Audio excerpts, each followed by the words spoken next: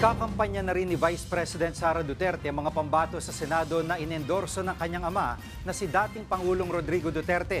Ayon kay VP Sara, binili na sa kanya ng ama ang pangangampanya sa 10 pambato ng PDP. Bukod sa tinaguriang Duterte, inendorso na rin ng dating Pangulo sina Ariel Querubin at Gringo Nasan. Habang si VP Sara, sinuportahan na rin ang kapatid ng Pangulo na si Senator Amy Marcos, pati ang pambato rin ng administrasyon na si Camille Villar. Tumawag siya sa akin, si President Duterte.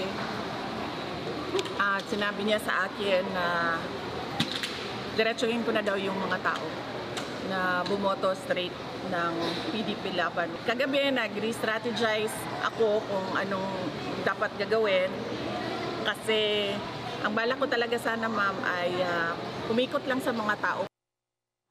Para naman sa ilang mambabatas, nagmumukha lang desperada si VP Sara. Kailangan daw kasi ng bise na makakuha ng sapat na numero para maabsuelto siya sa napipintong impeachment trial sa Senado. Definitely yun ang political strategy nila. Ang nakikita ko lang dito, pag nanalo yung mga inendorso, parang ini-impluwensyahan nila yung mga senator judges. Mga kapatid, Jiggy Manikad po, iba na ang may alam at may pakialam sa panahon ngayon. Para sa konkreto, kumpleto at komprehensibong balitaan sa Frontline, mag-follow at mag-subscribe sa social media pages ng News 5.